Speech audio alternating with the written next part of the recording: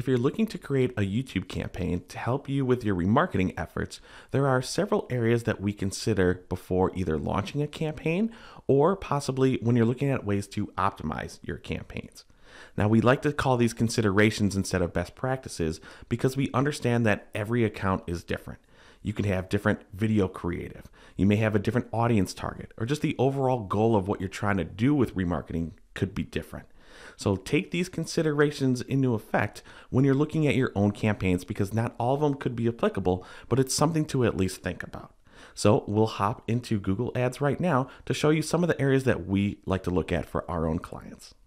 When we're talking about new YouTube campaigns, the very first step is actually creating the campaign. So if I go on over and start creating the campaign, choose a new campaign, the first step we see here is to choose a campaign objective. And the objective that you choose can have an impact on how your YouTube remarketing campaign can work.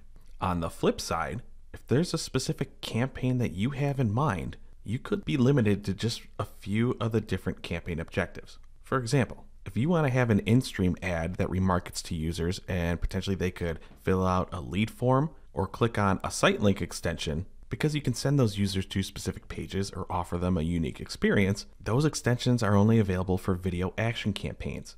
So you would need to choose a sales, leads, or website traffic objective. What if you want to keep the user experience on YouTube and not send users to the display network? Well, a good amount of the campaign objectives don't allow you to exclude the display network anymore. The only objective that does allow that will be creating a campaign without a goals guidance. If I open it up right here, select video, keep it to custom video option, and then we'll head on over to networks, we still have the option to exclude the display network. Depending on the industry, we typically see better results excluding the display network unless they're really trying to go for reach and awareness. I have another tab open over here. As I mentioned before, you may be focused on just reach and awareness. Well, if you choose product and brand consideration, here's where you may want to run ad sequencing. And since it's not a video action campaign, again, you won't get those specific conversion-focused extensions alongside with it. Or if I choose brand awareness and reach, choose video again. This is the only campaign objective if you want to run audio-based remarketing ads, or you want to make sure you have a specific target frequency. So if you have a specific campaign subtype in mind, just understand the way that you may want to remarket to users with YouTube might not be available. Or in other cases, if you just wanted to run a straight YouTube in-feed remarketing campaign, creating a campaign without a goals guidance would be the best option. As we said earlier, you can uncheck the display network option. And when you're creating the ad without a goals guidance, it gives you more control of choosing just in-feed ad placements if you want to promote your long form video instead of, let's say, a bumper ad or a 15 to 30 second ad. So your campaign objective can really help you understand what type of creative you're going to need and how you can reach your target audience. So this step is pretty important and sometimes overlooked because the names of these campaign objectives could be a little bit generic. I'd rather focus on what the objectives can actually do and what the settings are in each of the campaign objectives for your video campaigns. But then most likely your next step will be looking at the actual audience. And the easiest way to view our options for who we can target for remarketing will be up in your tools and settings. And it's going to be the first option under shared library, and that is your audience manager. As time goes on, Google Ads is going away from really calling it remarketing. They're trying to really push or stick to the your data segments, which is fine, still makes sense. Just understand when I'm talking about your data segments and remarketing, I mean the same thing. It's just what I'm used to. One of the first questions you may have is what is the minimum audience size needed to run remarketing on YouTube? Audiences running on YouTube must have a minimum of 1,000 active users within the last 30 days. And that's essentially true for most of the networks except for display. Display, you need a minimum of 100 active users, but we're not here for display. So that might limit the options that you have, but let's go over those options. Head on over to the blue plus button. See, they still call it remarketing in some areas. They haven't cleaned it up completely. And once we open that up, we see the 4 main ways that we can remarket to users. Let's click on website visitors first. I'm not going to worry about naming this specific segment. Segment is another word for your audience. If I open this up of visitors of a web page, you can change it to visitors of a page with specific tags, but most likely you're looking for the web page. Now here, they used to make it easier where you can just paste in a URL and then add in your days. But if you want to choose specific URLs, you have to go over to Refine Action. And here's where you add in a specific URL. If you want your whole website, just type in your main domain. You can choose one page string here. And if you want to include a couple pages, click on the plus button, add in another one. And you can see you can use or and actions if you want to broaden your audience segment or make it more specific.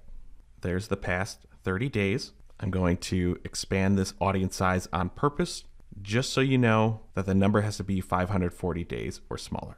Now, I know when I mentioned the minimum audience size of 1,000 users within the last 30 days, that's total. That doesn't mean Google's only looking at the past 30 days. It just means your total audience that you're building from here needs to be at least 1,000 users. And then if we scroll down, I recommend pre-filling the segment with people from the past 30 days. That is assuming that all of your tracking was working within the past 30 days. If it's a fairly new account or you just set up retargeting, it could only go back as far as when the audience can accurately be recorded. And then you can create that one specific segment, but I'm not saving this one. Your next option, going back up to the blue plus button again, will be app users. Now, since this is our demo account, I don't have options to show you here, but you can create audiences off of people who have downloaded your app, who have performed specific actions within the app. An interesting one for re-engagement is someone who has downloaded the app but hasn't interacted with it within a certain period of time. Pretty much the goal would be to get back in front of them with a video ad and encourage them to go back and visit the app again. Honestly, GA4 does make it easier for those events to record. And if you have your GA4 account linked with Google Ads, you can use GA4 imported audiences for your video campaigns too. But I will X out of this one, blue plus button again. Next option we see is YouTube users. These are people who have interacted with your YouTube videos or channel at some point in the past. Now, I know you may think it's odd to keep getting back in front of them with video, but there's a few scenarios where this could be beneficial. And a lot of companies do promote webinars, long-form demos, those sort of things, where you don't expect a conversion action right away. However, if you can get in front of people who watch certain themes of videos, or they've shown interest in a very specific product demo, then maybe you want to get back in front of them with a more conversion-focused in-stream ad and try to send them back to the website where they can actually buy the product or service.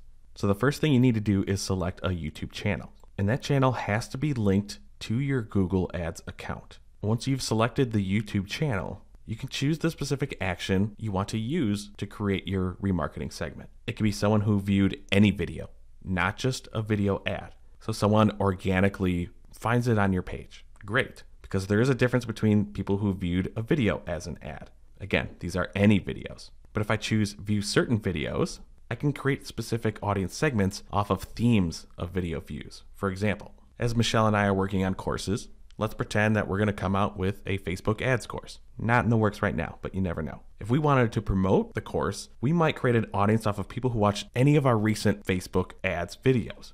And then we could remarket to those users promoting the Facebook ads course that we're hoping to release. It shows a little bit deeper intent than someone who just watched any video on our site. And then we could tailor the video remarketing creative to speak to the action that the user did previously. And then also with viewing certain videos, we can choose to do it as ads. This is especially helpful if you have the ability to create a lot of video ad variants for your previous YouTube campaigns. And you're leaving those video variants as unlisted videos so they're not clogging up your organic YouTube channel feed. And then you can create audiences off of people who subscribe to the YouTube channel, just visited your YouTube channel page, liked any video, added any video to a playlist, or shared any video. And since Google owns YouTube, this is all first-party information. That's how we can pretty much essentially build larger audiences and not have to worry too much about people falling out. And again, we get the same pre-fill options, and then you could save it. Going back to the blue plus button, we see customer lists. If you have been really good about collecting first-party information, you have users' email addresses, you can get back in front of those users with YouTube ads. I'm so used to emails, it's pretty much the only way I've built these, but if you do have specific user IDs, mobile device IDs, or third-party data platforms, you can use that information as well. For those of you with clients, or maybe it's your company, that have CRMs like Salesforce, HubSpot, or other ones where you at least use Zapier to link Google Ads with the CRM, a lot of those times those customer lists can automatically populate within your audience manager. You don't have to build them here. Those can also be used with YouTube campaigns. I'm not going to go into customer lists too much. I created a video about them fairly recently. You can watch it right here to learn more about formatting the file and a lot of that other stuff. So check that one out here. And one more thing before we X out as I scroll down, that is the beauty of a customer list YouTube remarketing audience, is that we're not limited to the 540 days. Since you collected the first party data yourself, you're not tied to cookies.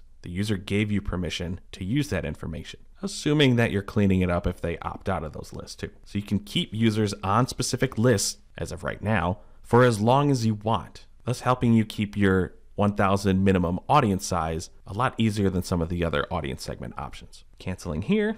The last two remarketing segments I'm going to talk about are going to be different. One's going to make your audience much more specific. The other is if you're really trying to broaden your remarketing audiences. With custom combinations, there's really no other way to explain it than to use the name in the definition. This tool just lets you combine remarketing segments that you already have created. So for example, if I want to combine people who've watched this specific video as an ad, but they also must subscribe to our YouTube channel, I could do that. And initially it's going to count as or. This can help you take smaller remarketing audiences, combine them together if you're having trouble reaching the minimum audience size to be eligible to use for remarketing. But you can change this or segment to and. Now a user must fall within both of these YouTube user audience segments in order for them to count. Thus, this will make my YouTube remarketing campaigns a lot more specific. And while I just used 2 YouTube user audiences, if you want to combine a customer list with a YouTube user one, a website visitor one with a YouTube visitor one, you could do that. But as we see, app is missing from here. You can't combine that segment. And what's also going to go away soon is your similar audiences. And that's the other option I wanted to talk about. So I'm going to head back to Audience Manager, because currently many advertisers like to use remarketing audiences to help build similar audiences, and that can help expand your reach with your YouTube campaigns to try to build awareness, but you want to get more users who have shown similar behavior as some of your previous remarketing audiences. And that has been a fairly good tactic that we have used for clients. It's honestly pretty much the only time I've ever used similar audiences within Google. But there are big changes coming to similar audiences very, very soon. Moving down again so you can see some of the audiences, and you see how much larger the audience sizes are for similar audiences, very broad. If you are using video action campaigns, if you want to try to use similar audiences in video action campaigns, those are the objectives of sales, leads, and website traffic. Starting on August 1st, 2023, when similar audiences go away, you will be forced to use optimized targeting. Any video campaigns using product and brand consideration or the brand awareness and reach objectives, those will be forced to use audience expansion. And we talk a lot more about similar audiences going away in this video right here. Now you have your YouTube remarketing campaign objective selected. You've built your remarketing audience for your video campaign, and you let it run for a little bit. There's one thing I like to look at, because with all the time on YouTube, one of the things that annoys me is seeing the video over and over and over again, especially if you cannot update your video creative. And that's going to be frequency capping. Let me show you where that lives.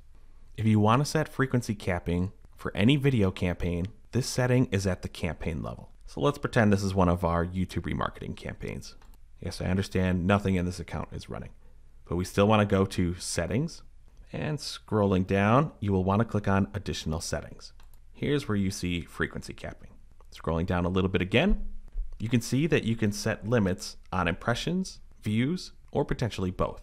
Initially, you may look at impressions, especially for in-stream ads, because if the user skips right away at the 5-second mark, it's not going to count as a view unless they click on one of the call to action extensions. So even though you're not counting views, and I understand you may like the free brand awareness, if you don't have a cap on impressions, they could potentially see your ad several times in a day. And then you stretch that out to a week. And depending on how often you change your video creative, you're stretching that out to a month. Then it gets annoying. And then your YouTube remarketing ads are hurting your brand because people are sick of you. I understand that is a big generalization. But if you watch our video on frequency capping, we show you a few ways to review the average frequency within your account to give you an understanding of if you should cap it, and if so, what number should you place within these caps. And then if you're getting a ton of views, but you're not getting the return on those views, you can look at capping your view frequency and potentially saving your ad spend for other YouTube remarketing efforts. I know I've mentioned it a couple times already within the past minute or two, but I'm really going to stress it. One thing I tell almost every client I work with is I hate seeing the same TV commercial 2-3 times in a day.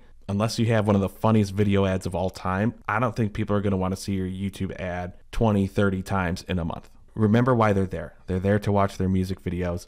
They're there to watch the movie trailers, their video game streams. Come up with efficient ad creative, and then most likely cap it at some point, especially if you have lower budgets.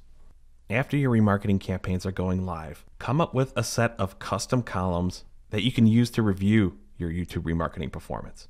It's easy enough to go to columns, modify your columns, and start including things that are important to you. If you're remarketing to a deeper intent audience, they perform several actions on your site, or it's a focused customer list of your hottest leads.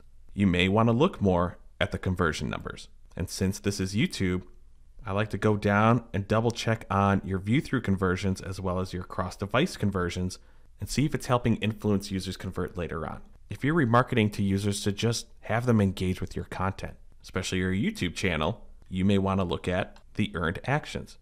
After someone sees your video, are they interacting with other content on your site? Not only will this help you build other YouTube remarketing audiences, it just helps to see if you're building your brand. I already have them added here, but looking at specific click metrics could be helpful. If you're running video action campaigns, are people actually clicking and going to the website? Are they clicking on the site links? Are they clicking on your call to action extension? If so, which remarketing audience of your YouTube campaign is getting most of the traffic or the conversions? And then you can try to expand the size of the audience to give you more options to use for your YouTube remarketing campaigns. You can always save your column set, name it whatever you want, to go back and review the performance. But create a specific column set just for YouTube remarketing, because you should see different performance there. If I cancel out of here, I'm going to close out on one more thing, and that is going to be the audiences. So it's easy enough after your campaign is live to click on the audience section, expand this with show table to review your audiences here. I understand this is for a different video. It's not a YouTube remarketing audiences, but your remarketing audiences would show here for your campaigns. While we try to do this as proactively as possible, sometimes we find out that a specific set of users who have previously interacted with the brand just don't fit with your YouTube remarketing campaigns anymore. So if we scroll down, we can also add exclusions. And it's up to you to do it at the campaign or ad group level. I'm going to choose campaign for now, but in our remarketing campaigns, we try to exclude specific actions. If I browse, our remarketing audiences, remember, will be under your data. And then maybe we want to look at website visitors. Possibly you want to exclude all converters. They've bought something from your website before. You may not want to get back in front of them unless you're on an e-commerce store that people can come back frequently and buy a variety of different types of products. It's all going to depend on what type of an account you have. Closing this one out, maybe I want to look at customer lists. Remember, these don't expire. Website visitor ones do, especially if the user clears out the cookies.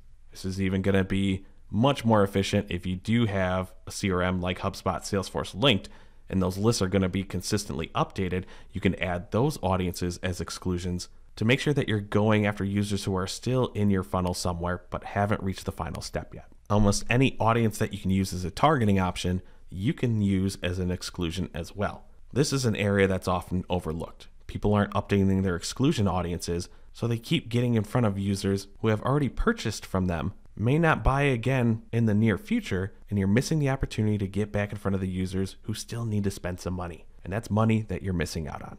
And those are my favorite considerations to look at when launching and optimizing YouTube remarketing campaigns for our clients. We have a lot of videos talking about YouTube campaigns. You can check out this playlist here. And we also have a playlist talking about remarketing and retargeting options for a variety of other channels if that interests you. And you could check out that playlist here.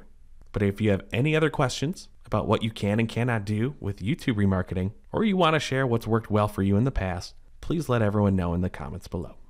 Thanks for watching our video. We really appreciate it. If you liked it, give us a thumbs up below. If you really liked it, maybe think about subscribing to the Paid Media Pros YouTube channel and you'll get alerted every time a new video drops. If you really liked it, you can help support the channel by checking out some of the t-shirts that we're wearing on our merch shelf, as well as looking at the Super Thanks button.